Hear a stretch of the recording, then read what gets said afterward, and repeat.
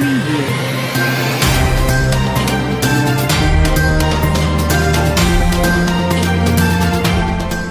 Salut à tous et bienvenue une fois de plus sur cette chaîne d'actualité. Aujourd'hui, nous allons faire un tour une fois de plus du côté de la Guinée équatoriale pour faire part du scandale Balthazar qui secoue la Guinée équatoriale. Mais avant d'entrer dans le vif du sujet, il est important de rappeler les faits.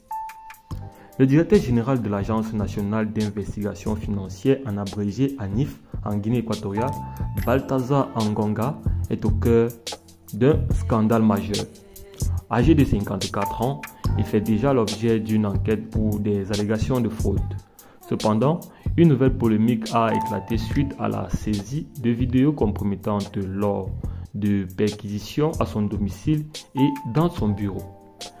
Ces vidéos enregistrées sur des CD le montrent dans des scènes intimes avec les épouses de hauts responsables du pays. Cette affaire suscite de vives réactions dans l'opinion publique et les milieux politiques,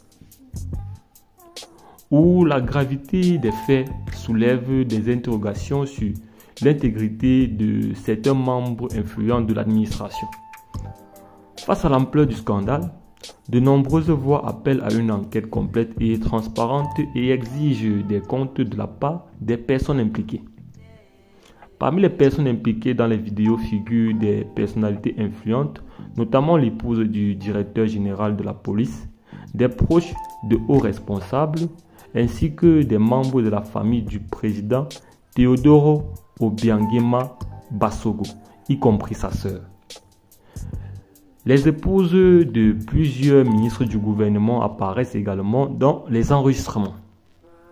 Les vidéos révèlent des rencontres dans différents milieux, dont le bureau de Balthazar Angonga, où l'on aperçoit parfois le drapeau national en arrière-plan. Bien que les enregistrements semblent avoir été réalisés de manière consensuelle, leur diffusion en ligne a suscité une onde de choc dans le public et entraîné une intense couverture médiatique. L'affaire Bello. Le procureur général de Guinée équatoriale, Zanguema, a réagi précisant que, selon les lois en vigueur, les relations consensuelles sans coercition ne constituent pas un crime. Cependant, il a exprimé des préoccupations quant au risque pour la santé publique associé à cette affaire et a insisté sur l'importance de créer un climat où les victimes se sentent en sécurité pour signaler tout cas de rencontres non consensuelles ou d'abus. Zanguema a également évoqué les risques potentiels de transmission de maladies sexuellement transmissibles dans le contexte des activités présumées de Balthazar Angonga, soulignant ainsi la nécessité d'une réponse rapide et appropriée du gouvernement.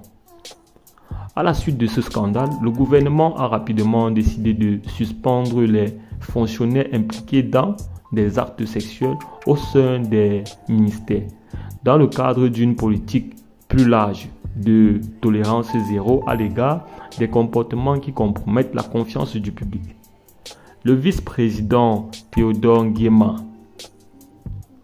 Obiangema a condamné ces actes dans une déclaration sur X, soulignant que, je cite, « l'éthique et le respect sont fondamentaux dans l'administration », fin de citation, et réaffirme l'engagement de la nation à faire respecter l'intégrité du service public.